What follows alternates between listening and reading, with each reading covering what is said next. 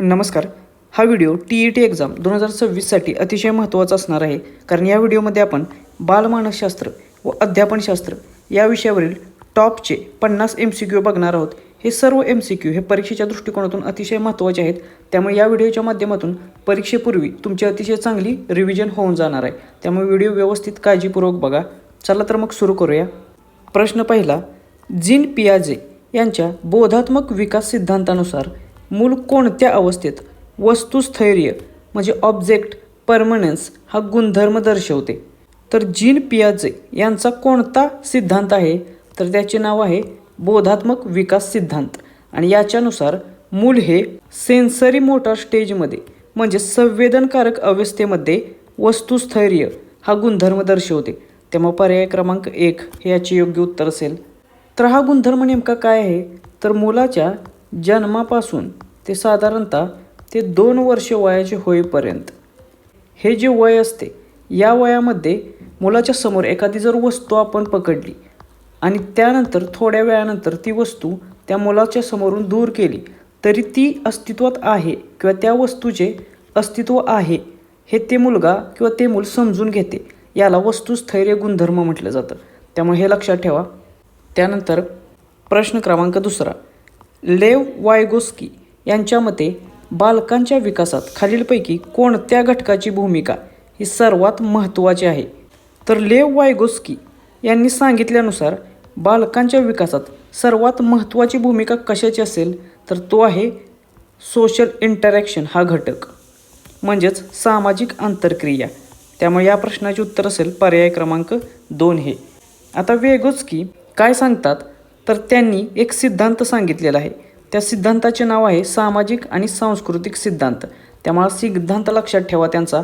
आणि त्यांच्या मते मूल हे समाज असेल, भाषा असेल, संस्कृती असेल यांच्याशी इंटरॅक्शन करते. म्हणजेच याच्या दरम्यान, या 3 गोष्टींच्या दरम्यान आंतरक्रिया होतात आणि याच्या माध्यमातूनच मुलाची मग प्रगती होते किंवा त्याचे शिक्षण घडत असते. त्यामुळे हा त्यांचा सिद्धांत देखील लक्षात ठेवा.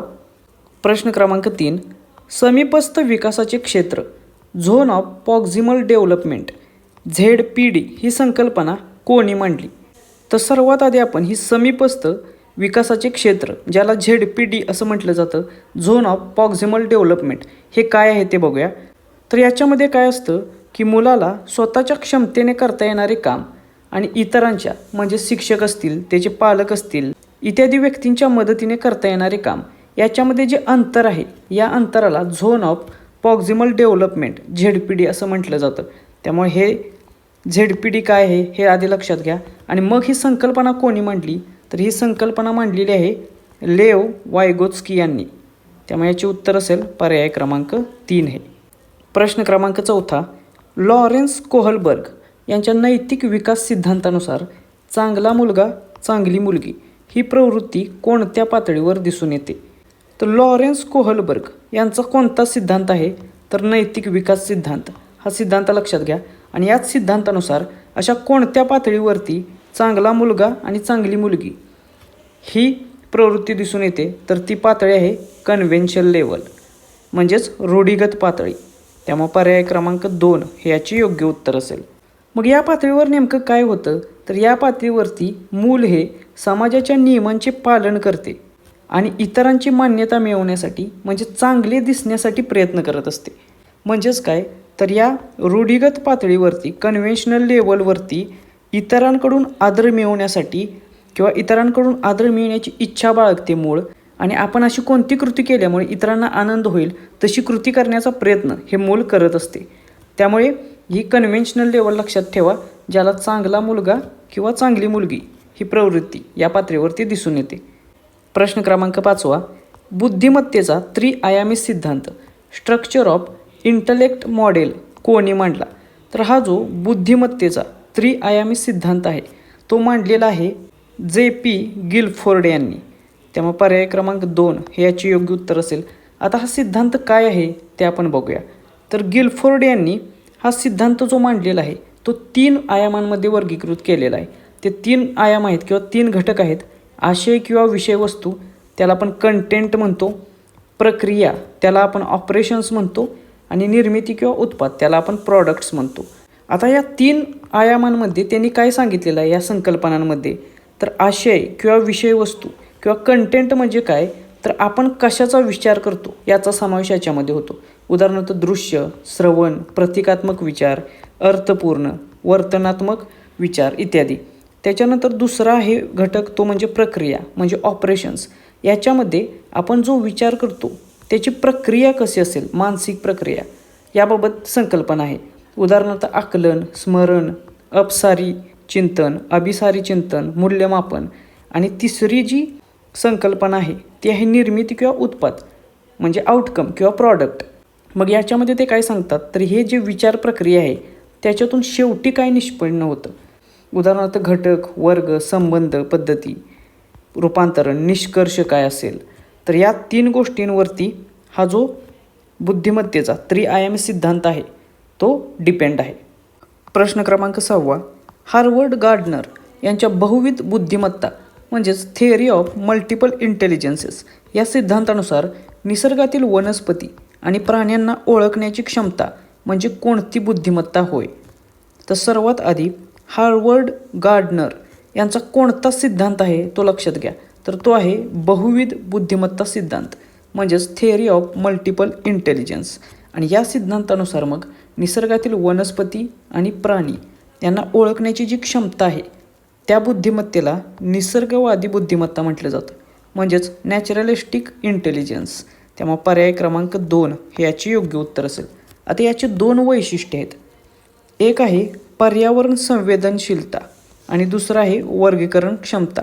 आता या पर्यावरण संवेदनशीलता म्हणजे काय, की अशा व्यक्ती ज्यांना वनस्पती, प्राणी, पक्षी, नैसर्गिक घटक यांची उत्तम जाण असते.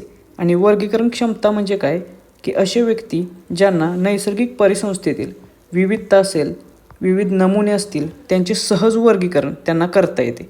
त्यामुळे या 2 घटक किंवा 2 वैशिष्ट्ये लक्षात ठेवा जी नॅचरलिस्टिक इंटेलिजन्स आहेत. प्रश्न क्रमांक 7. भावनिक बुद्धिमत्ता इमोशनल इंटेलिजन्स हा शब्दप्रयोग लोकप्रिय करण्याचे श्रेय कोणाला जाते. तर सर्वात आधी आपण हा जो भावनिक बुद्धिमत्ता शब्द आहे तो कोणी शोधला ते बघूया. तर हा जो भावनिक बुद्धिमत्ता इमोशनल इंटेलिजन्स हा शब्द आहे किंवा संज्ञा आहे त्याचे संशोधक आहेत पीटर सालोवे आणि जॉन मेयर. या दोघांनी 1990च्या दरम्यान हा शब्द किंवा ही संज्ञा शोधली होती. मग ही संज्ञा फेमस कोणी केली, तर डॅनियल गोलमन यांनी 1995-96मध्ये एक पुस्तक प्रसिद्ध केलं. त्याचं नाव आहे emotional intelligence why it can matter more than IQ. आणि या पुस्तकामध्ये त्यांनी मग भावनिक बुद्धिमत्तेचे जे महत्त्व आहे ते जगासमोर मांडले. म्हणजे शोधली कोणी, तर पीटर साल्वे आणि जॉन मेयर यांनी ही संज्ञा, आणि प्रसिद्ध कोणी केली, तर डॅनियल गोलमन यांनी. त्यामुळे या प्रश्नाचे उत्तर आहे पर्याय क्रमांक 1 डॅनियल गोलमन. प्रश्न क्रमांक 8. खालीलपैकी विकास आणि वृद्धी ग्रोथ अँड डेव्हलपमेंट या संदर्भात कोणते विधान अचूक आहे. तर नेहमी लक्षात ठेवा वृद्धी ही जी संकल्पना आहे ही संख्यात्मक संकल्पना आहे म्हणजे ती मोजता येणारी असते. उदाहरणार्थ बालकाचे वजन किंवा उंची वाढणे ही संख्यात्मक संकल्पना, ही वृद्धी झाली. तर विकास हा नेहमी गुणात्मक असतो आणि सर्वसमावेशक असतो. म्हणजेच त्या बालकाची वय वाढत असताना त्याच्यात जे कौशल्यात बदल होतात, त्याच्या विचारात जे बदल होतात, त्याच्या सामाजिक इंटरॅक्शनमध्ये जे बदल होते तो हा गुणात्मक बदल असतो म्हणजे हा विकास असतो. त्यामुळे पर्याय क्रमांक 3 हे याचे योग्य उत्तर असेल. वृद्धी ही संख्यात्मक संज्ञा आहे तर विकास हा गुणात्मक संज्ञा आहे. प्रश्न क्रमांक 9. मानवी विकासाची शीर्षपदाभिमुख म्हणजेच सेफॅलोकॉडल दिशा म्हणजे काय.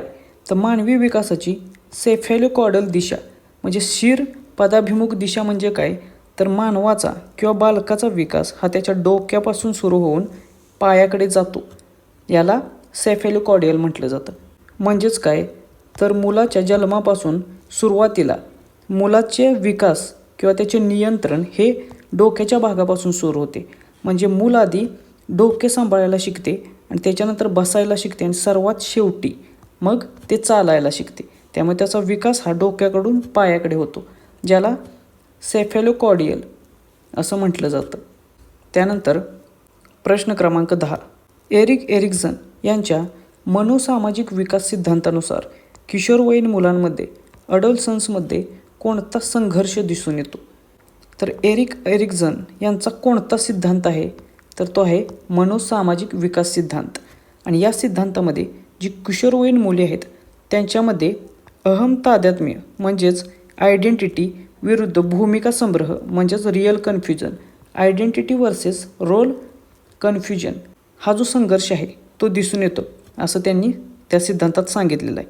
त्यामुळे पर्याय क्रमांक 4 हे याचे योग्य उत्तर असेल. तर हा जो सिद्धांत आहे हा आपण व्यवस्थित बघूया. तर याच्यामध्ये त्यांनी काय संघर्ष आहे असं सांगितलेलं आहे. तर याच्यामध्ये मुलांमध्ये स्वतःची ओळख निर्माण करणे, आयडेंटिटी निर्माण करणे विरुद्ध समाजात आपण नेमके कोण आहोत याबद्दलचा गोंधळ, म्हणजे त्यांचा नेमका रोल काय आहे समाजात त्याबद्दल कन्फ्युजन, याचा संघर्ष आहे.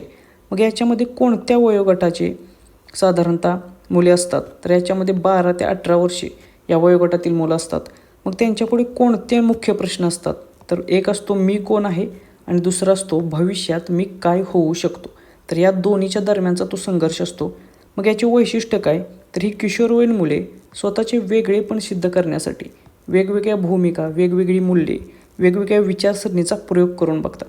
म्हणजे वेगवेगळे पद्धतीनं ते स्वतःचे वेगळेपण सिद्ध करण्याचा प्रयत्न करत असतात. मग त्या संघर्षात ते जर यशस्वी झाले तर काय होईल? तर त्यांच्यामध्ये निष्ठा किंवा फिडेलिटी या नावाचा गुण विकसित होतो आणि त्यांना भविष्यातील आयुष्याची स्पष्ट दिशा मिळते. मात्र ते जर अयशस्वी झाले तर मात्र त्यांच्यामध्ये आपल्या भूमिकेबद्दल अनिश्चितता निर्माण होते आणि स्वतःच्या भविष्याबद्दल ते नेहमीच संभ्रमात राहतात. त्यामुळे हा जो सिद्धांत आहे मनोसामाजिक विकास सिद्धांत, याच्यानुसार किशोरवयीन मुलांमध्ये कसा संघर्ष होतो किंवा कोणता संघर्ष असतो ते लक्षात घ्या. प्रश्न क्रमांक 11. इव्हान पॅव्लॉक यांनी कुत्र्यावर प्रयोग करून कोणता अध्ययन सिद्धांत मांडला? तर हे जे इव्हान पॅव्लॉक आहेत, या पॅव्लॉक यांनी कुत्र्यावरती प्रयोग करून एक अध्ययन सिद्धांत मांडलेला आहे. त्याचं नाव आहे अभिजात अभिसंधान म्हणजेच क्लासिकल कंडिशनिंग थिअरी. त्यामुळे पर्याय क्रमांक 2 हे याचे योग्य उत्तर असेल. आणि यालाच अजून एक नाव आहे, ते आहे अनुकूलित अनुक्रिया सिद्धांत किंवा कंडिशनल रिस्पॉन्स थिअरी. त्यामुळे हे दोन्ही नावे लक्षात ठेवा. प्रश्न क्रमांक 12. B.F. स्किनर यांचा साधक अभिसंधान ऑपरंट कंडिशनिंग सिद्धांत हा प्रामुख्याने कशावर भर देतो? तर सर्वात महत्त्वाचं B.F. स्किनर यांचा कोणता सिद्धांत आहे? तर तो आहे साधक अभिसंधान किंवा ऑपरंट कंडिशनिंग थिअरी. आणि तो मग कशावर भर देतो? तर तो प्रबलीकरण, सशक्तीकरण किंवा रिइन्फोर्समेंट याच्यावरती भर देतो. त्यामुळे पर्याय क्रमांक 2 हे याचे योग्य उत्तर असेल. आता स्निकर जे आहेत त्यांचं काय म्हणणं आहे की जर एखादे वर्तन असेल आणि त्या वर्तनाला आपण जर सकारात्मक बक्षीस किंवा शाबासकी दिली तर हे जे वर्तन आहे ते पुन्हा पुन्हा घडण्याची शक्यता असते. म्हणजे एखाद्या गोष्टीला जर आपण चांगलं म्हटलं की त्याला त्या गोष्टीचं कौतुक केलं, शाबासकी दिली तर ते वर्तन पुन्हा पुन्हा घडण्याची अपेक्षा असते. त्याच्यानंतरचा प्रश्न आहे प्रश्न क्रमांक 13. थॉर्नडाईक यांनी अध्ययनाचे 3 मुख्य नियम मांडले, त्यात खालीलपैकी कशाचा समावेश नाही? तर हे जे थॉर्नडाईक आहेत त्यांनी अध्ययनाचे 3 मुख्य नियम मांडलेले आहेत. ते 3 मुख्य नियम कोणकोणते आहेत? एक आहे तयारीचा नियम, लॉ ऑफ रेडीनेस. दुसरा आहे सरावाचा नियम, लॉ ऑफ एक्सरसाइज. तिसरा आहे परिणामाचा नियम, लॉ ऑफ इफेक्ट. हे जे 3 नियम आहेत हे 3 नियम थॉर्नडाईक यांनी मांडलेले आहेत. मात्र हा जो 4था नियम आहे मर्मदृष्टीचा म्हणजेच लॉ ऑफ इनसाइटफुल, हा नियम त्यांनी मांडलेला नाही. त्यामुळे पर्याय क्रमांक 4 हे याचे योग्य उत्तर असेल. मग हा नियम कोणी मांडला? तर लॉ ऑफ इनसाइट हा जो नियम आहे तो कोहलर, कोफका आणि वर्थायमर यांनी मांडलेला आहे. त्यामुळे हे देखील लक्षात ठेवा, याच्यावरती देखील प्रश्न येऊ शकतो. प्रश्न क्रमांक 14. सुलतान नावाच्या चिंपांझीवर प्रयोग करून मर्मदृष्टीमूलक अध्ययन इन्साइटफुल लर्निंग थिअरी हा सिद्धांत कोणी मांडला? तर सुलतान या चिंपांझींवर प्रयोग करून मर्मदृष्टीचा अध्ययन किंवा इन्साइटफुल लर्निंग थिअरी मांडलेली आहे वोल्फगँग कोहलर यांनी. त्यामुळे या प्रश्नाचे उत्तर आहे पर्याय क्रमांक 1 हे. या सुलतान चिंपांझीच्या प्रयोगावरून वोल्फगँग कोहलर काय शिकवतात? तर हे जे प्राणी आहेत ते केवळ प्रॅक्टिस करून किंवा सरावाने सातत्याने एखादी समस्या सोडवत नाहीत, तर त्याऐवजी कधीकधी अचानकरित्या परिस्थितीचे आकलन करून अचानक मर्मदृष्टीने किंवा इन्साईटफुलनेसने ते समस्या सोडवत असतात. त्यामुळे प्रत्येक वेळी प्राणी हे प्रयत्नानेच शिकतात किंवा सरावाने शिकतात असं नाही, तर कधीकधी त्यांची रिॲक्शन ही नॅचरल किंवा अचानक असू शकते. प्रश्न क्रमांक 15. अल्बर्ट बांडुला यांनी मांडलेल्या सिद्धांताला काय म्हणतात? तर अल्बर्ट बांडुला यांनी मांडलेला जो सिद्धांत आहे त्याचे नाव आहे सोशल लर्निंग थिअरी, ज्याला आपण सामाजिक अध्ययन सिद्धांत म्हणतो. त्यामुळे पर्याय क्रमांक 2 हे याचे योग्य उत्तर असेल. आता हा सिद्धांत काय आहे बांडुलांचा सामाजिक अध्ययन सिद्धांत? तर त्यांच्या मते मुले ही समाजात वावरत असताना इतरांचे वर्तन आहे त्याचे निरीक्षण करतात, त्यांचे अनुकरण करतात आणि त्याच्यामधून शिकत असतात. त्यामुळे अल्बर्ट बांडुला यांचा सोशल लर्निंग थिअरी लक्षात ठेवा. यालाच ऑब्झर्वेशन लर्निंग असं देखील म्हटलं जातं. प्रश्न क्रमांक 16. अध्ययन अक्षमता म्हणजे लर्निंग डिसएबिलिटी अंतर्गत येणारा डिस्लेक्सिया हा विकार कशाशी संबंधित आहे? तर हा जो डिस्लेक्सिया विकार आहे तो विकार वाचन दोष किंवा रीडिंग डिफिकल्टीशी संबंधित आहे. म्हणजेच डिस्लेक्सिया हा जो आजार आहे त्या मुलांना अक्षरे ओळखण्यात किंवा शब्दांचे उच्चार करण्यात किंवा एकदम न अडकळता वाचण्यात अडचण येते. त्यामुळे हा वाचन दोष आहे हे लक्षात घ्या. याच्यावरती प्रश्न विचारला जातो. आता याचबरोबर 2 आणखीन महत्त्वाचे दोष आहेत त्याच्यावरती देखील प्रश्न येतो. एक आहे डिस्ग्राफिया. आता डिस्ग्राफिया म्हणजे काय? तर आहे लेखनाचे रिगार्डिंग दोष, म्हणजे ज्यांना लेखन करण्यात अडचण येते त्यांना हा डिस्ग्राफिया दोष म्हटलं जातं. त्यानंतर दुसरा आहे गणितीय आकडेमोड दोष. ज्या मुलांना गणितीय आकडेमोड किंवा कॅल्क्युलेशन करण्यात आकडे समजण्यास अडचण येते त्यांना डिस्कॅल्क्युलिया हा दोष आहे असं समजलं जातं. त्यामुळे हे 2 दोष लक्षात ठेवा. याच्यावरती देखील पेपरमध्ये प्रश्न विचारले जातात. प्रश्न क्रमांक 17. गणिते सोडवताना किंवा आकडेमोड करताना येणाऱ्या गंभीर अडचणीला काय म्हटलं जातं? जे आत्ताच आपण पाहिलं की गणिते सोडवताना किंवा आकडेमोड करताना जर गंभीर अडचणी येत असतील तर त्याला डिस्कॅल्क्युलिया म्हटलं जातं. त्यामुळे पर्याय क्रमांक 3 हे याचे योग्य उत्तर असेल. थोडक्यात डिस्कॅल्क्युलिया म्हणजे गणितीय संकल्पना न समजणे. त्यानंतर प्रश्न क्रमांक 18. बालकांचा मोफत व सक्तीच्या शिक्षणाचा अधिकार अधिनियम RTE ॲक्ट 2009 भारतात कधीपासून लागू झाला? तर सर्वात महत्त्वाचं आहे की बालकांचा जो मोफत आणि सक्तीच्या शिक्षणाचा अधिकार अधिनियम आहे तो आहे 2009 सालचा. आणि हा कधीपासून लागू झाला? तर तो लागू झाला 1 एप्रिल 2010ला. त्यामुळे कायदा आहे 2009चा, लागू झाला 1 एप्रिल 2010ला. तर हा काय कायदा आहे? तर जी बालके 6 ते 14 वर्षे वयोगटातील आहेत त्या प्रत्येक बालकाला मोफत आणि सक्तीचे प्राथमिक शिक्षण मिळण्याचा अधिकार असेल याच्याशी संबंधित हा ॲक्ट आहे. त्यामुळे हा ॲक्ट देखील परीक्षेच्या दृष्टिकोनातून खूप महत्त्वपूर्ण आहे. प्रश्न क्रमांक 19. सर्वसमावेशक शिक्षण म्हणजेच इन्क्लुझिव्ह एज्युकेशन म्हणजे काय? तर इन्क्लुझिव्ह एज्युकेशन म्हणजे काय? तर जात असेल, धर्म असेल, भाषा, आर्थिक परिस्थिती असेल किंवा शारीरिक परिस्थिती असेल किंवा मानसिक क्षमता असेल तर याचा विचार न करता सर्व मुलांना एकाच सामान्य शाळेत एकाच वर्गात एकत्र शिकण्याची समान संधी देणे म्हणजे इन्क्लुझिव्ह एज्युकेशन होय. यालाच सर्वसमावेशक शिक्षण असं म्हटलं जातं. येथे समान संधी हे सर्वात महत्त्वाचं आहे. त्यामुळे या प्रश्नाचे उत्तर काय आहे? तर पर्याय क्रमांक 3 सामान्य आणि विशेष गरजा असणाऱ्या दिव्यांगात सहित सर्व मुलांना एकाच छताखाली एकत्र शिकवणे. प्रश्न क्रमांक 20. प्रगतिशील शिक्षणाचे म्हणजेच प्रोग्रेसिव्ह एज्युकेशनचे जनक कोणाला मानले जाते? तर प्रोग्रेसिव्ह एज्युकेशनचे जनक म्हणून जॉन ड्यूई यांना मानले जाते. त्यामुळे याचे उत्तर असेल पर्याय क्रमांक 1 हे. जॉन ड्यूई यांनी कृतीद्वारे शिक्षण म्हणजेच लर्निंग बाय डुईंग आणि प्रगतिशील एज्युकेशन म्हणजेच प्रोग्रेसिव्ह एज्युकेशन याचा पाया घातला. म्हणजेच काय? तर अशी सिस्टीम त्यांनी डेव्हलप केली की ज्याच्यामध्ये बालकाचे अनुभव खूप महत्त्वाचे असतात. त्यामुळे हे लक्षात ठेवा, हे खूप महत्त्वाचे नाव आहे. प्रश्न क्रमांक 21. करून शिकणे, लर्निंग बाय डुईंग आणि प्रकल्प पद्धती किंवा प्रोजेक्ट मेथड या अध्यापन पद्धती कोणत्या विचारसरणीवर आधारित आहेत? तर आपण मगाशीच सांगितलं की लर्निंग बाय डुईंग ही विचारसरणी कोणाची आहे तर ते आहे जॉन डुई.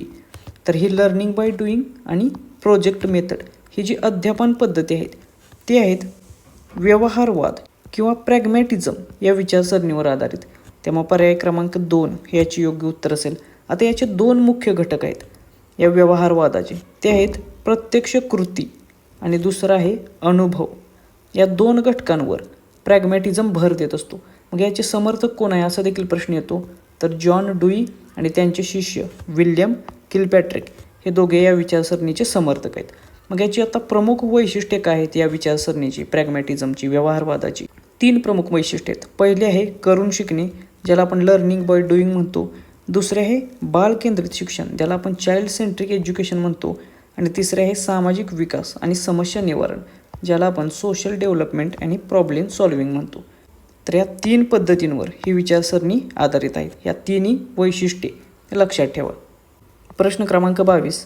राष्ट्रीय अभ्यासक्रम आराखडा 2005 नुसार शिक्षकाची भूमिका कशी असावी?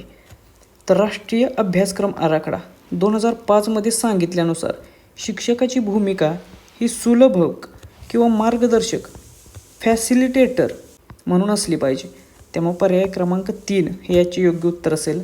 म्हणजेच काय, तर हा जो NCEP 2005 आहे या आराखड्यामध्ये काय सांगितलेलं आहे की शिक्षकांनी विद्यार्थ्यांना केवळ माहिती देण्याऐवजी त्यांना स्वतःला, म्हणजेच त्या मुलांना, विद्यार्थ्यांना हे स्वतःचे ज्ञान निर्माण करण्यासाठी, नॉलेज कन्स्ट्रक्ट करण्यासाठी अनुकूल वातावरण निर्माण करून दिलं पाहिजे किंवा सुरक्षित वातावरण निर्माण करून दिलं पाहिजे.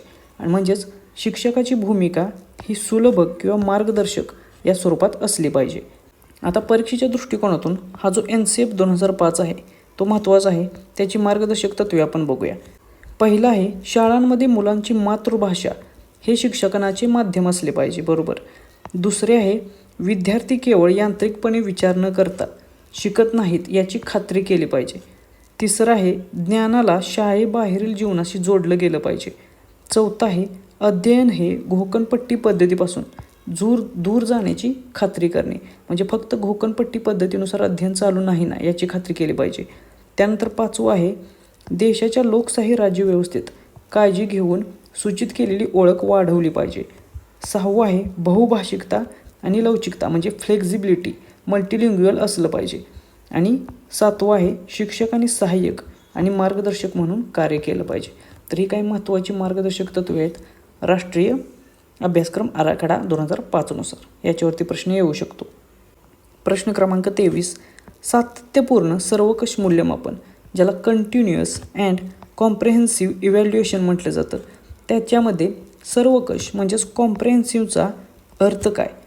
तर कॉम्प्रेहेन्सिव्हचा अर्थ होतो शैक्षणिक आणि सहशैक्षणिक, म्हणजेच स्कॉलॅस्टिक आणि को स्कॉलॅस्टिक या दोन्ही क्षेत्रांचे मूल्यमापन.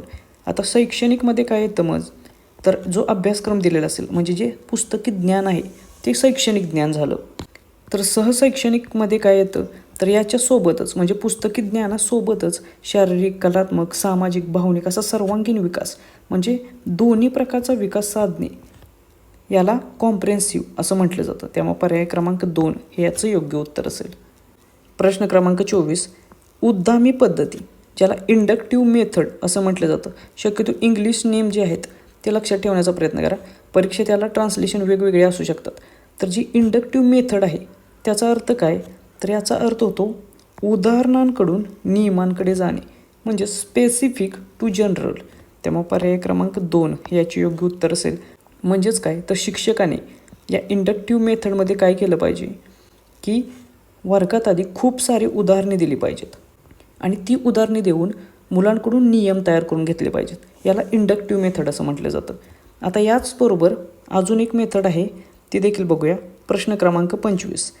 अवगामी पद्धत, ज्याला डिडक्टिव्ह मेथड म्हटलं जातं, त्याच्यामध्ये कोणती प्रक्रिया अवलंबली जाते, तर ही अवगामी पद्धत किंवा डिडक्टिव्ह मेथड आहे त्याच्यामध्ये नियमांकडून उदाहरणांकडे जाणे, म्हणजे जनरल टू स्पेसिफिक ही प्रक्रिया अवलंबली जाते. त्यामुळे पर्याय क्रमांक 1 हे याचे योग्य उत्तर असेल. म्हणजेच काय, तर या डिडक्टिव्ह मेथडमध्ये आधी व्याकरण किंवा गणित यासारखे जे विषय आहेत या विषयांमध्ये आधी मुख्य सूत्र सांगितलं पाहिजे किंवा आधी नियम सांगितले पाहिजेत आणि मग त्याच्यानंतर त्याच्यावरची जी उदाहरणे आहेत ती सोडवून घेतली पाहिजेत. त्यामुळे जनरल टू स्पेसिफिक असा याचा ॲप्रोच असला पाहिजे. त्यामुळे या दोन्ही पद्धती मेथड लक्षात ठेवा, इंडक्टिव्ह मेथड आणि डिडक्टिव्ह मेथड. याच्यावरती प्रश्न येऊ शकतो. प्रश्न क्रमांक 26, मायक्रो टीचिंग सूक्ष्म अध्यापनाचे एकूण चक्र मायक्रो टीचिंग सायकल ही सर्वसाधारणपणे किती मिनिटाची असते? तर मायक्रो टीचिंग सायकल ही सर्वसाधारणपणे 36 मिनिटांची असते. तेव्हा पर्याय क्रमांक 2 हे याचे योग्य उत्तर असेल. आता याच्यामध्ये विभाजन आहे ते आपण बघूया की या 36 मिनिटांचे कसे विभाजन केले जाते किंवा नियोजन केले जाते. तर पहिले आहे अध्यापन, ज्याचे 6 मिनिटामध्ये केलं जातं. त्यानंतर त्या अध्यापनावरती अभिप्राय किंवा फीडबॅक घेतला जातो जो 6 मिनिटांसाठी असतो. त्याच्यानंतर पुनर्नियोजन करण्यासाठी 12 मिनिटांचा कालावधी आहे. त्यानंतर पुन्हा अध्ययन पुन्हा शिकवलं जातं 6 मिनिटांसाठी आणि त्याच्यानंतर त्या शिकवलेल्यावरती पुन्हा अभिक्रिया घेतल्या जातात 6 मिनिटांसाठी. म्हणजे असे टोटल 36 मिनिटांचा हे नियोजन आहे मायक्रो टीचिंग सूक्ष्म अध्यापनामध्ये. आणि हा क्रम देखील लक्षात ठेवा, या क्रमावरती देखील तुम्हाला परीक्षेत प्रश्न येऊ शकतो. प्रश्न क्रमांक 27, अध्यापन सूत्रानुसार शिक्षकाने वर्गात शिकवताना कोणत्या क्रमाने गेलं पाहिजे? तर अध्यापन सूत्रानुसार शिक्षकाने वर्गामध्ये शिकवताना मूर्ताकडून अमूर्ताकडे म्हणजेच कॉन्क्रीट टू ॲबस्ट्रॅक्ट असं गेलं पाहिजे. त्यामुळे पर्याय क्रमांक 3 याचे योग्य उत्तर असेल. आता म्हणजेच काय, तर लहान मुलांना शिकवताना कॉन्क्रीट म्हणजे आधी प्रत्यक्ष वस्तू दाखवल्या पाहिजेत आणि त्याच्यानंतर ॲबस्ट्रॅक्ट म्हणजे काल्पनिक किंवा वैचारिक संकल्पना ज्या आहेत त्या मूर्त गोष्टीवर आधारित स्पष्ट केल्या पाहिजेत. त्यामुळे ही प्रोसेस महत्त्वाची आहे. प्रश्न क्रमांक 28, वर्गात उदासीन आणि शांत राहणाऱ्या विद्यार्थ्याला मुख्य प्रवाहात आणण्यासाठी शिक्षकाने काय करावे? एक गोष्ट इथं लक्षात घ्या की जे आधुनिक बालमानसशास्त्र आहे त्याच्यानुसार शिक्षकाने विद्यार्थ्याच्या वर्तनामागील जो काही प्रॉब्लेम आहे किंवा अडचण आहे ती शोधली पाहिजे, डायग्नोस केलं पाहिजे आणि त्याच्यावर आधारित उपचारात्मक उपाययोजना केल्या पाहिजेत. म्हणजेच त्याच्या उदासीनतेचे शांत राहण्याचे कारण शोधले पाहिजे आधी आणि ते कारण शोधल्यानंतर त्या कारणाला अनुसरून ज्या काही क्रियाशील उपकरण असतील अनुसरून त्याच्यामध्ये त्याला सामील करून घेतलं पाहिजे. त्यामुळे याचे उत्तर असेल पर्याय क्रमांक 3 हे. प्रश्न क्रमांक 29, प्रतिभाशाली किंवा गिफ्टेड बालकांची वैशिष्ट्ये खालीलपैकी कोणती असतात? तर जी प्रतिभाशाली बालके असतात ती साधारणतः किंवा त्यांची आकलनशक्ती ही तीव्र स्वरूपाची असते. तसेच ते स्वतंत्र विचार करतात. त्याचबरोबर त्यांची शिकण्याची गती देखील उच्च दर्जाची असते, फास्ट असते. त्यांची कोणत्याही गोष्टीबद्दलची जिज्ञासा ही उच्च दर्जाची असते. त्यांची कॉन्सन्ट्रेशन लेवल देखील खूप जास्त प्रमाणात असते. त्यामुळे पर्याय क्रमांक 2 याचे योग्य उत्तर असेल. प्रश्न क्रमांक 30, अध्ययन संक्रमण ट्रान्सफर ऑफ लर्निंगमध्ये जेव्हा पूर्वज्ञानाचा उपयोग नवीन गोष्ट शिकताना अडथळा ठरतो तर त्याला काय म्हणतात? तर ही एक महत्त्वाची कन्सेप्ट आहे ट्रान्सफर ऑफ लर्निंग, अध्ययन संक्रमण. आणि याच्यामध्ये 2 कन्सेप्ट आहेत. एक आहे निगेटिव्ह ट्रान्सफर आणि दुसरे आहे पॉझिटिव्ह ट्रान्सफर ऑफ लर्निंग. तर जेव्हा पूर्वज्ञानाचा म्हणजे पाठीमागे शिकलेल्या ज्ञानाचा उपयोग नवीन गोष्ट शिकताना जर अडथळा म्हणून ठरत असेल तर त्याला नकारात्मक संक्रमण म्हटलं जातं, निगेटिव्ह ट्रान्सफर ऑफ लर्निंग. पर्याय क्रमांक 2 याचं योग्य उत्तर असेल. आता हे थोडंसं आपण समजून घेऊया. जेव्हा जुने ज्ञान हे नवीन अध्ययन करण्यास मदत करत असेल, जुन्या ज्ञानाचा उपयोग नवीन गोष्टी शिकण्यासाठी जर होत असेल तर त्याला सकारात्मक संक्रमण म्हटलं जातं. उदाहरणार्थ काय, तर ज्याला सायकल व्यवस्थित चालवता येते त्या व्यक्तीला दुचाकी किंवा बाईक शिकणे सोपं जातं कारण बॅलन्स साधता येतो. मग याला सकारात्मक संक्रमण असं म्हटलं जातं. पण जर एखादी जुनी सवय आड येत असेल नवीन गोष्ट शिकण्याला तर त्याला नकारात्मक संक्रमण म्हटलं जातं, निगेटिव्ह ट्रान्सफर ऑफ लर्निंग. उदाहरणार्थ काय, जर भारतात डाव्या बाजूने गाडी चालवली जाते आणि तशी सवय असलेल्या व्यक्तीला परदेशात जर गेला तर परदेशात मात्र उजव्या बाजूने गाडी चालवली जाते. मग अशा वेळी त्याला तिथे त्रास होऊ शकतो. त्यामुळे याला निगेटिव्ह ट्रान्सफर ऑफ लर्निंग म्हटलं जातं. त्यामुळे या 2 गोष्टी 2 कन्सेप्ट इथे लक्षात घ्या. प्रश्न क्रमांक 31, बुद्ध्यांक इंटेलिजंट कोशंट IQ काढण्याचे अचूक सूत्र खालीलपैकी कोणते आहे? तर जो इंटेलिजंट कोशंट आहे, IQ आहे, ज्याला आपण बुद्ध्यांक म्हणतो, ते काढण्याचे अचूक सूत्र आहे मानसिक वय भागिले शारीरिक वय गुणिले 100. त्यामुळे पर्याय क्रमांक 2 हे याचे योग्य उत्तर असेल. आता परीक्षेत तुम्हाला प्रश्न विचारला जाईल की हे सूत्र कोणी सुचवले, तर विल्यम स्टर्न यांनी हे सूत्र सुचवलेले आहे आणि त्याच्यामध्ये सुधारणा केलेल्या आहेत लुईस टर्मन यांनी. आणि हे ते सूत्र आहे mental age divided by chronological age into 100. त्यानंतर प्रश्न क्रमांक 32, व्यक्तिमत्वाचा मनोविश्लेषणवादी सिद्धांत सायको ॲनालिटिक थिअरी कोणी मांडला? तर ही जी सायको ॲनालिटिकल थिअरी आहे ती मांडलेली आहे सिगमंड फ्रायड यांनी. त्यामुळे पर्याय क्रमांक 2 हे याचे योग्य उत्तर असेल. आता ही थिअरी मांडताना फ्रॉइड यांनी मानवी मनाचे 3 भाग सांगितलेले आहेत. एक आहे ID, दुसरा आहे इगो आणि तिसरा आहे सुपर इगो. आणि या 3 भागानुसार त्यांनी व्यक्तिमत्वाचा हा जो मनोविश्लेषणवादी सिद्धांत आहे सायको ॲनालिटिकल थिअरी ती मांडलेली आहे. त्यामुळे ही थिअरी आणि त्याची संकल्पना कोणी मांडली ते लक्षात ठेवा. प्रश्न क्रमांक 33, बौद्धिक चाचण्यांचे जनक मानले जाणारे अल्फ्रेड बिने यांनी पहिली बुद्धिमापन चाचणी कोणत्या वर्षी तयार केली? तर सर्वात महत्त्वाचं आहे बौद्धिक चाचण्यांचे जनक कोणाला मानलं जातं, तर ते आहेत अल्फ्रेड बिने हे. आणि मग यांनी पहिली बौद्धिक मापन चाचणी कधी तयार केली, तर ते वर्ष आहे 1905. तेव्हा पर्याय क्रमांक 1 हे याचे योग्य उत्तर असेल. आता अल्फ्रेड बिने यांच्यासोबत आणखीन एक व्यक्ती होते हे तयार करताना, ते आहेत थिओडर सायमन. आणि या दोघांनी फ्रान्समध्ये 1905 पहिली यशस्वी आणि व्यावहारिक बुद्धिमापन चाचणी विकसित केलेली. त्यामुळे हे साल आणि ही 2 नावे लक्षात ठेवा. त्याचबरोबर या चाचणीलाच बिनेट सायमन इंटेलिजन्स स्केल असं देखील म्हटलं जातं. त्यामुळे हे चाचणीचे नाव लक्षात ठेवा, त्याच्यावरती देखील प्रश्न येऊ शकतो. प्रश्न क्रमांक 34, खालीलपैकी कोणते सृजनशीलतेचे म्हणजेच क्रिएटिव्हिटीचे मुख्य वैशिष्ट्य आहे? तर दिलेल्या पर्यायांपैकी सृजनशीलता किंवा क्रिएटिव्हिटीचे मुख्य वैशिष्ट्य आहे अपसारी विचार, ज्याला आपण डायव्हर्जंट थिंकिंग म्हणतो. त्यामुळे पर्याय क्रमांक 2 हे याचे योग्य उत्तर असेल. आता या क्रिएटिव्हिटीची काही प्रमुख वैशिष्ट्ये बघूया की ज्याच्यावरती प्रश्न येऊ शकतो. पहिलं आहे ओरिजिनॅलिटी.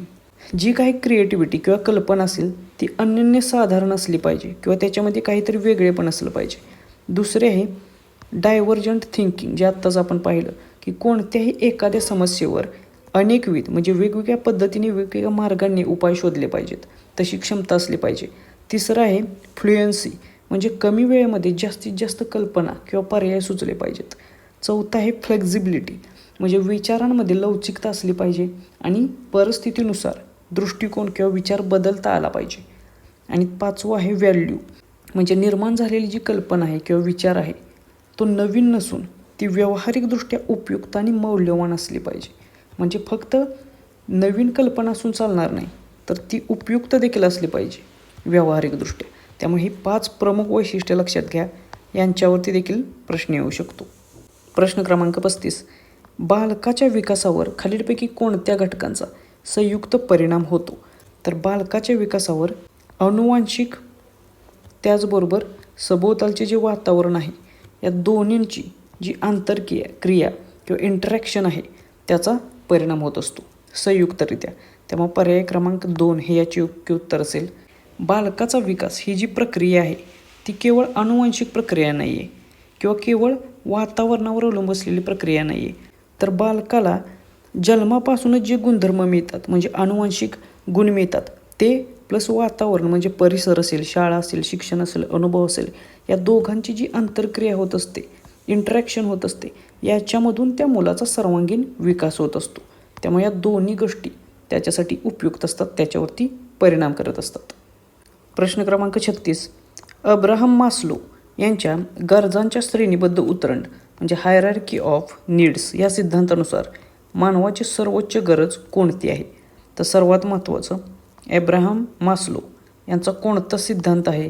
तर तो आहे हायरार्की ऑफ नीड्स हा सिद्धांत, गरजांची श्रेणीबद्ध उतरण. मग ती कशी आहे ते आपण बघूया.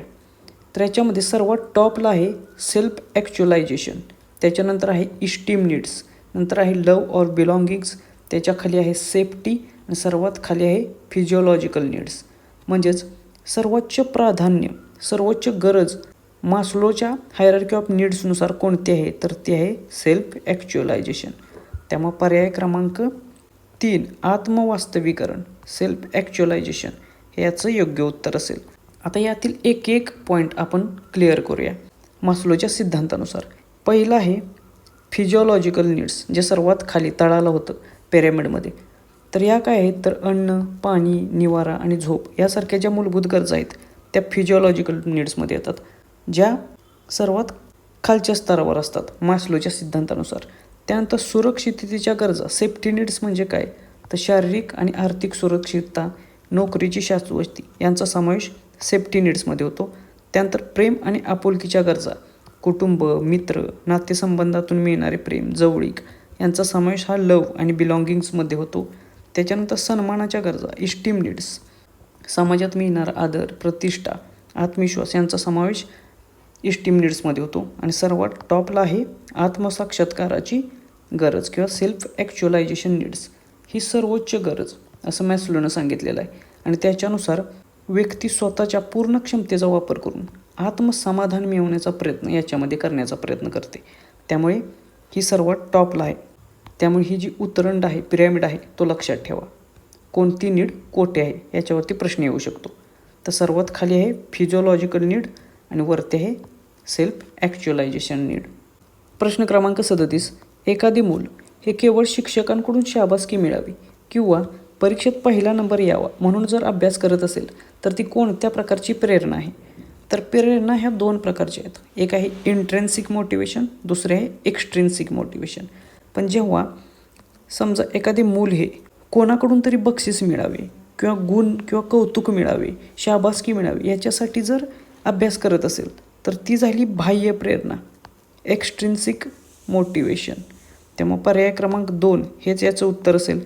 तर जे आंतरिक प्रेरणा किंवा इंट्रेन्सिक मोटिवेशन जे आहे त्याच्यामध्ये काय होतं, तर मुलगा किंवा ते मूल हे स्वतःसाठी किंवा स्वतःच्या आनंदासाठी किंवा स्वतःला काहीतरी शिकायचं आहे, करायचं आहे, त्याच्या उत्सुकतेतून जर अभ्यास करत असेल तर त्याला आंतरिक प्रेरणा म्हटलं जातं, इंट्रेन्सिक मोटिवेशन म्हटलं जातं. तर या दोन्ही गोष्टींचा डिफरन्स इथे लक्षात घ्या, त्याच्यावरती देखील प्रश्न येऊ शकतो. आणि हे जे इंट्रेन्सिक मोटिवेशन आहे ते दीर्घकाळ टिकणारं आणि सर्वात जास्त प्रभावी असतं. प्रश्न क्रमांक 38. अध्ययनाच्या पठार अवस्थेत लर्निंग प्लॅट्यूमध्ये मुख्य कारण खालीलपैकी कोणते असू शकते, तर जो लर्निंगचा कर्व असतो त्याच्यावरती एक वेळ अशी येते की सराव करून देखील प्रगती खुंटल्यासारखी वाटते. तर याच अवस्थेला किंवा याच प्रक्रियेला लर्निंग प्लॅट्यू म्हटलं जातं. आणि ही काय येते, तर याला कारण असतं थकवा, कंटाळा किंवा प्रेरणेचा, मोटिवेशनचा जर अभाव असेल तरी देखील ही पठार अवस्था येऊ शकते. त्यामुळे पर्याय क्रमांक 2 हे याचे योग्य उत्तर असेल. प्रश्न क्रमांक 39. अध्ययन थिअरीज ऑफ लर्निंगमध्ये गतिशील क्षेत्राचा सिद्धांत फील्ड थिअरी कोणी मांडला, तर ही जी फील्ड थिअरी आहे ती मांडलेली आहे कर्ट लेविन यांनी. त्यामुळे पर्याय क्रमांक 1 हे याचे योग्य उत्तर असेल. आता कर्ट लेविन काय सांगतात या थिअरीमध्ये, तर त्यांच्या मते मानवाचे वर्तन हे त्याच्या अंतर्गत गरजा आणि बाह्य वातावरण यांच्यामध्ये जो परस्पर संबंध आहे याच्यावरती अवलंबून असते. त्यामुळे ही त्याची थिअरी देखील लक्षात ठेवा, कर्ट लेविनची फील्ड थिअरी. मग त्याच्यासाठी त्याने एक समीकरण देखील दिलेलं आहे, ते आहे B function of P and E. म्हणजे B म्हणजे त्यांनी बिहेवियर हे सांगितलेलं आहे, P म्हणजे पर्सन आणि E म्हणजे एन्व्हायरमेंट. म्हणजेच मानवाचे वर्तन हे त्याची अंतर्गत गरज आणि बाह्य वातावरण यांच्यामध्ये जो परस्पर संबंध आहे त्याच्यावरती अवलंबून असतं. त्यामुळे कर्ट लेविनची ही फील्ड थिअरी देखील लक्षात ठेवा. त्यानंतर प्रश्न क्रमांक 40. स्मरणाच्या प्रक्रियेमध्ये खालील घटकांचा योग्य क्रम कोणता आहे, तर मेमरी प्रोसेस किंवा स्मरण प्रक्रियेमध्ये सर्वात महत्त्वाची गोष्ट काय असेल, तर आधी माहिती मेंदूमध्ये घेणे, तर याला संकेतन किंवा इनकोडिंग असं म्हणू शकतो. ती घेतलेली माहिती मग साठवली जाते, धारणा केली जाते तिची किंवा ती स्टोअर केली जाते आणि त्याच्यानंतर ती गरजेच्या वेळी पुनरुज्जीवित केली जाते किंवा रिट्रीव्ह केली जाते किंवा आठवली जाते. त्यामुळे हा क्रम लक्षात ठेवा, इनकोडिंग पहिल्यांदा, त्याच्यानंतर स्टोरेज आणि त्याच्यानंतर रिट्रायवल. प्रश्न क्रमांक 41. ADHD या बालकांमधील विकाराचा पूर्ण अर्थ काय आहे? तर हा एक विकार आहे. याचा पूर्ण अर्थ काय आहे?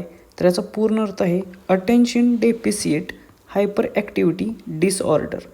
म्हणजे अशा विकाराची जी मुलं आहेत त्यांना एका जागी ती स्थिर बसू शकत नाहीत किंवा ते अतिचंचल असतात किंवा कोणत्याही एखाद्या गोष्टीवर ते लक्ष केंद्रित करू शकत नाहीत किंवा एकाग्र राहू शकत नाहीत. त्यामुळे हा फुल फॉर्म आणि संकल्पना लक्षात ठेवा या विकाराची. याच्यावरती प्रश्न येऊ शकतो. प्रश्न क्रमांक 42. अंध किंवा दृष्टिदोष असलेल्या विद्यार्थ्यांसाठी कोणत्या लिपीचा वापर करून अध्यापन केले जाते? तर हा सोपा प्रश्न आहे. अंध किंवा दृष्टिदोष असलेल्या विद्यार्थ्यांसाठी ब्रेल लिपीचा वापर केला जातो. आणि ही कोणी शोधलेली आहे? तर ही शोधलेली आहे लुईस ब्रेल यांनी. Louis Braille. आणि या त्यांच्या नावावरूनच हिला ब्रेल लिपी असं म्हटलं जातं.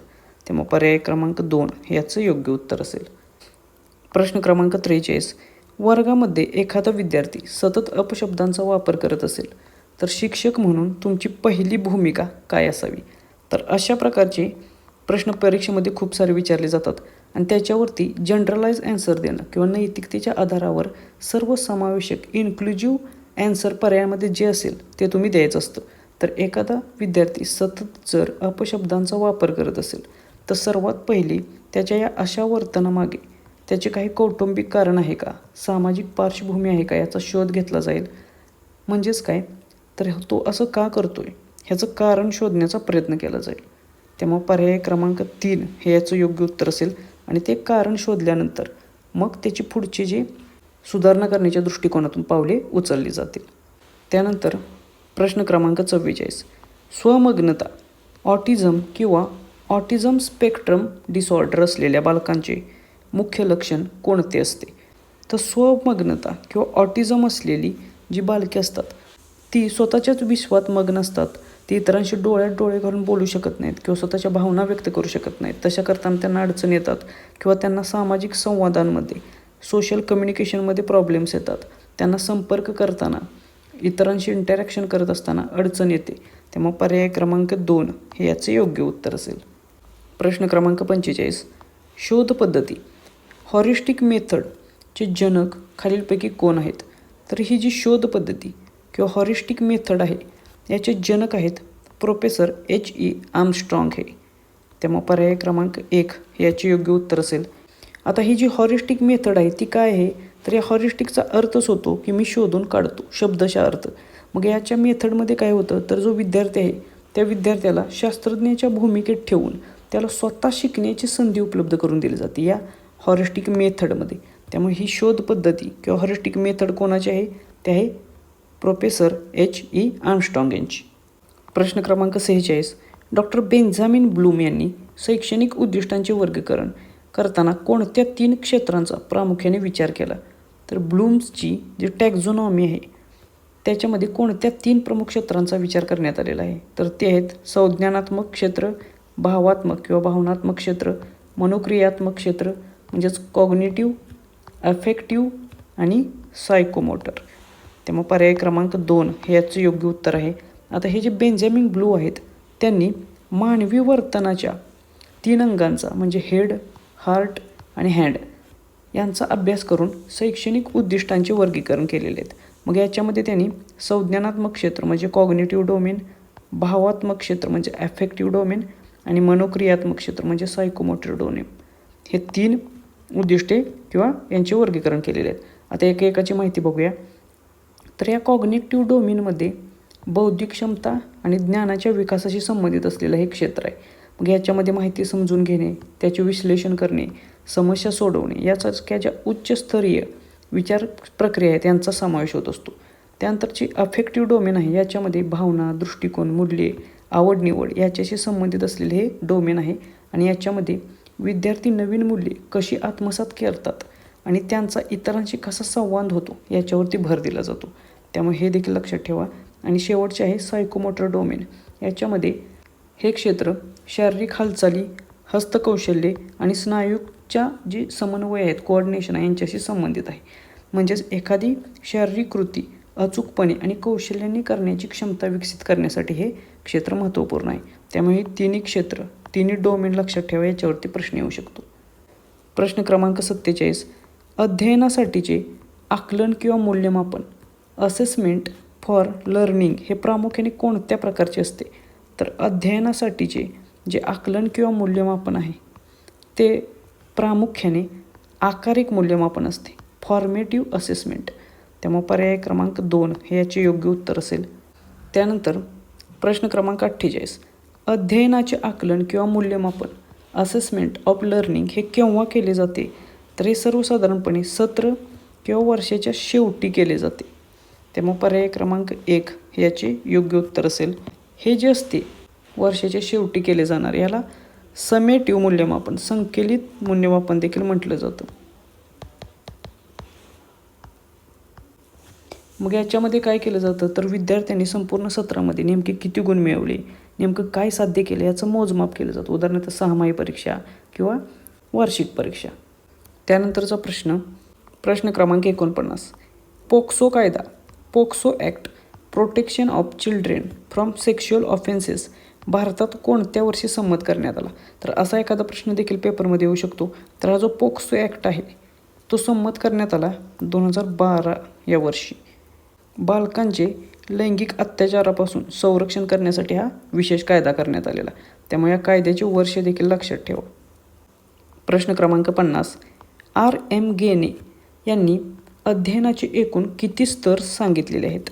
तर रॉबर्ट गेने यांनी अध्ययनाचे एकूण 8 स्तर सांगितलेले आहेत. त्यामुळे पर्याय क्रमांक 2 हे याचे योग्य उत्तर असेल. आता हे अध्ययनाचे 8 स्तर सांगत असताना त्यांनी सोप्याकडून अवघडकडे अशा या स्तरांची मांडणी केलेली आहेत. तर ते आता स्तर एक आपण बघूया. पहिला आहे संकेत अध्ययन किंवा सिग्नल लर्निंग. याच्यामध्ये व्यक्ती किंवा प्राणी विशिष्ट संकेताला किंवा सिग्नलला रिस्पॉन्स देत असतात. उदाहरणार्थ सिग्नल पाहून गाडी थांबवणे. त्यानंतर दुसरं आहे उद्दीपक अनुक्रिया अध्ययन, ज्याला स्टिम्युलस रिस्पॉन्स लर्निंग म्हटलं जातं. यामध्ये विशिष्ट उद्यापाला अचूक अनुक्रिया देण्यास शिकवले जाते. तिसरे आहे शृंखला अध्ययन किंवा चेन लर्निंग. यामध्ये एकापेक्षा जास्त उद्दीपक अनुक्रिया यांचा क्रमबद्ध चेन तयार करून शिकले जाते. चौथा आहे शाब्दिक सहचर्य किंवा व्हर्बल असोसिएशन. याच्यामध्ये भाषिक घटकांच्या किंवा शब्दांच्या सहाय्याने अर्थ लावणे किंवा शिकणे यामध्ये समावेश असते. त्यानंतर 5वं आहे बहुभेद अध्ययन किंवा मल्टिपल डिस्क्रिमिनेशन, म्हणजे विविध उद्यापकांमधील सूक्ष्म फरक ओळखण्याची क्षमता याच्यामध्ये विकसित केली जाते. 6वं आहे संकल्पना अध्ययन कन्सेप्ट लर्निंग. समान वैशिष्ट्यांच्या आधारे वस्तू किंवा घटकांचे वर्गीकरण करून बोधात्मक संकल्पना समजणे याचा समावेश याच्यामध्ये होतो. त्यानंतर 7वं आहे नियम अध्ययन रूल किंवा प्रिन्सिपल लर्निंग. 2 किंवा अधिक संकल्पनांमधील संबंध समजून घेऊन नियम किंवा सूत्र तयार करणे याच्याशी संबंधित हा आहे. आणि 8वं आहे समस्या निराकरण प्रॉब्लेम सॉल्विंग. अध्ययनाचा हा सर्वोच्च स्तर आहे हे इथे लक्षात घ्या, ज्यामध्ये व्यक्ती आपल्या ज्ञानाचा व शिकलेल्या नियमांचा वापर करून नवीन समस्या सोडवत असतो. त्यामुळे इथे असा प्रश्न तुम्हाला येऊ शकतो की सर्वात वरचा स्तर कोणता आहे? तर सर्वात वरचा आहे प्रॉब्लेम सॉल्विंग. लक्षात घ्या, इथे खाली दिसतोय पण तो आहे सर्वोच्च स्तर. आणि सर्वात खालचा स्तर कोणता आहे? तर तो आहे सिग्नल लर्निंग. त्यामुळे हा देखील लक्षात ठेवा, सर्वात खालचा स्तर. सर्वात वरचा कोणता आणि सर्वात खालचा कोणता असा स्वरूपाचा प्रश्न देखील तुम्हाला येऊ शकतो. तर अशा रीतीने आपण हे 50 प्रश्न बघितलेले आहेत, जे बालमानसशास्त्र आणि अध्यापनशास्त्र या विषयावरील सर्वात महत्त्वाचे प्रश्न आहेत. परीक्षेत याचा 100% फायदा तुम्हाला होईल. याची चांगली रिव्हिजन करा. परीक्षेला आता खूप कमी वेळ बाकी आहे, त्यामुळे जो काही अभ्यास आत्तापर्यंत तुम्ही केलेला आहे त्याची चांगली रिव्हिजन करा. आणि त्याचबरोबर जास्तीत जास्त प्रश्न सोडवण्याचा प्रयत्न करा.